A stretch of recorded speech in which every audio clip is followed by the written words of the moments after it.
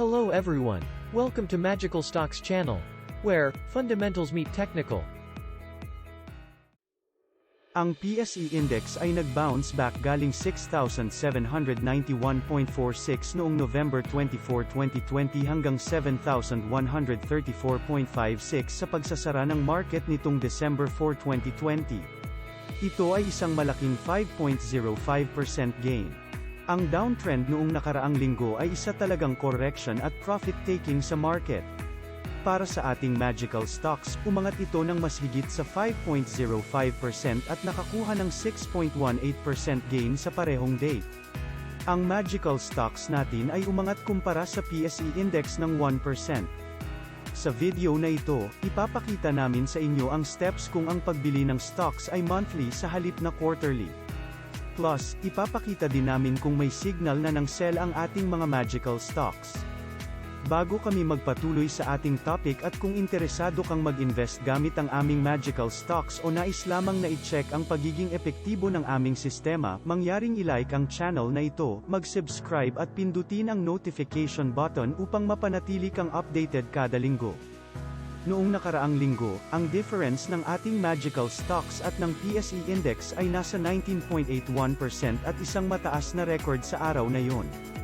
Sa linggong ito, sa pagsasara ng market noong nakaraang December 4, 2020, ang difference ay umakyat sa 22.33%. Isang bagong record at patunay na maayos ang pagkakipili natin ng mga stocks. Maganda rin ang resulta ng ating November experimental magical stocks noong isang linggo, nakapagtala ito ng 7.3% gain habang ang PSE Index ay bumaba ng -0.49%.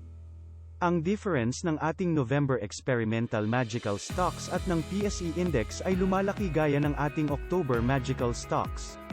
Ang difference ngayon ay nasa 7.3%. Matatandaan na nagsimula nating ihambing ang ating November experimental magical stocks noong November 2020. Sa ating topic ngayon linggo, talakayin natin ang magical stocks investment gamit ang monthly schedule sa halip na quarterly. Tandaan na bumibili tayo ng 5 stocks quarterly o kada 3 buwan noong nakaraang video. Sa halip na bumili ng 5 stocks kada 3 buwan, bibili tayo ng 2 stocks para sa unang buwan, 2 stocks para sa ikalawang buwan at 1 stock para sa ikatlong buwan. Makukumpleto nito ang 5 stocks para sa quarter.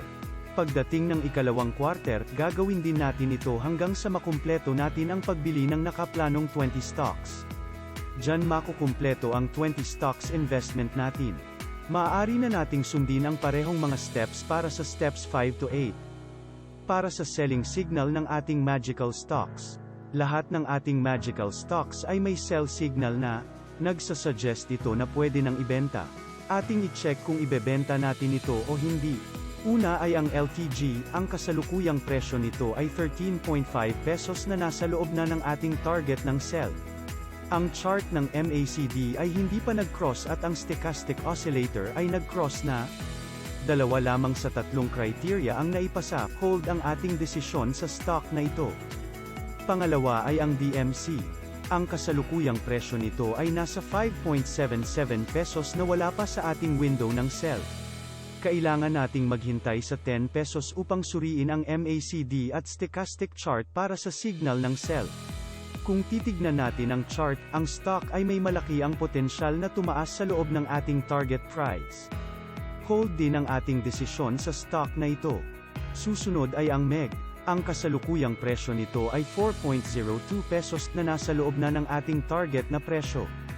Kung titignan natin ang MACD at stochastic oscillator, hindi pa ito nag-cross sa pinakamataas na bahagi ng chart.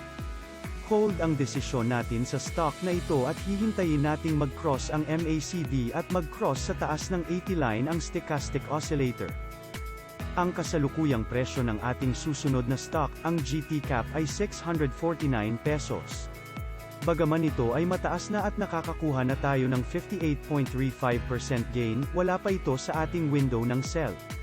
Hold ang desisyon natin para sa stock na ito at maghihintay tayo na lumampas sa 800 pesos ang presyo nito.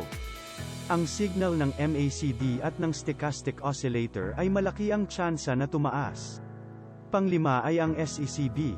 Ang kasalukuyang presyo nito ay 134 pesos na wala pa sa ating window ng sell. Sa makatuwid, hold ang desisyon natin sa stock na ito. Ang MACD at stochastic oscillator ay nagpapakita ng isang posibleng pagtaas ng presyo at positibo kami na maaabot ng SECB ang ating target price.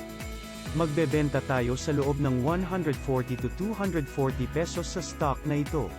Para sa ating summary, lahat ng ating magical stocks ay hold ang desisyon at hindi muna ibebenta ang mga ito sa ngayon.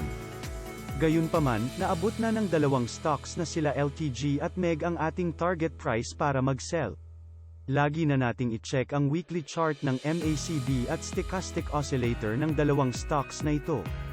Kung magpapakita ng signal na sell, mag-take tayo ng profit. Para sa 2 stocks na ito, ginagamit natin ang term na GTM ng BPI trade para mag-sell. Ibinebenta natin ang mga stocks na ito sa presyong nakasaad mula December 5, 2020, na kasalukuyang nakapila sa market hanggang January 5, 2021. Ang dalawang stocks na ito ay ibinebenta natin sa pinakamataas na target na presyo upang hindi makaligtaan ang aksyon kapag nagkakaroon ng pagtaas ng presyo.